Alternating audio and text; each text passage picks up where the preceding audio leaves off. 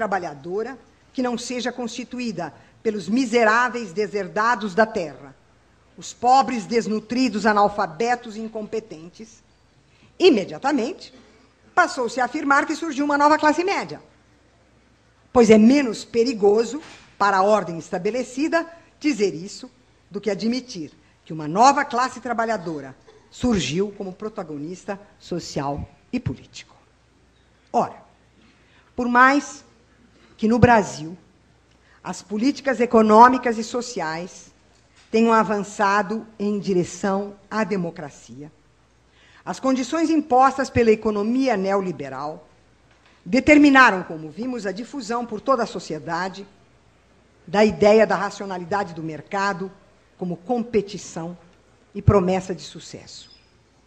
Visto que a nova classe trabalhadora brasileira se constituiu no interior desse momento neoliberal do capitalismo, marcado pela fragmentação e dispersão do trabalho produtivo, da terceirização, precariedade e informalidade do trabalho, percebido como prestação de serviço de indivíduos independentes, que se relacionam com outros indivíduos independentes, na esfera do mercado de bens e serviços, essa nova classe trabalhadora, por isso, se torna propensa a aderir ao individualismo competitivo e agressivo difundido pela ideologia da classe média.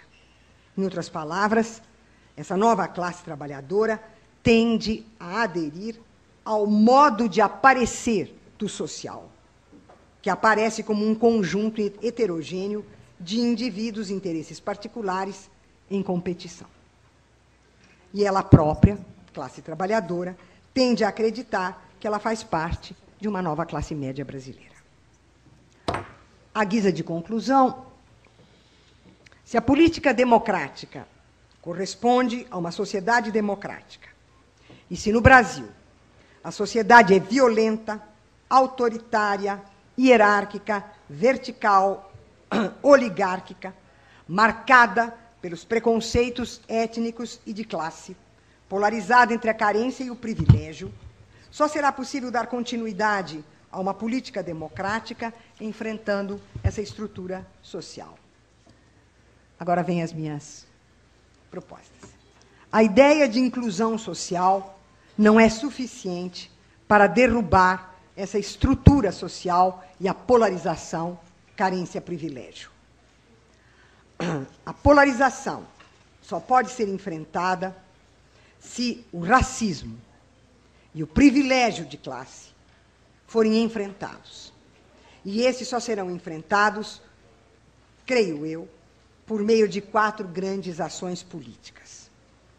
A reforma tributária, que opere sobre a vergonhosa concentração da renda e faça o Estado passar da política de transferência de renda para a de distribuição e redistribuição da renda. A reforma política, que dê uma dimensão republicana às instituições públicas e permita redefinir o sentido público da representação.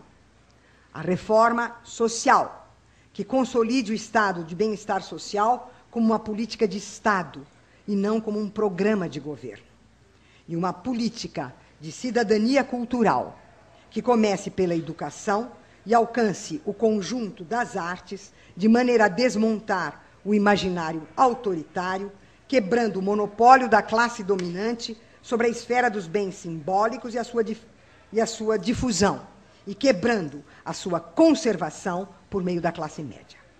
Mas a ação do Estado só pode ir até esse ponto.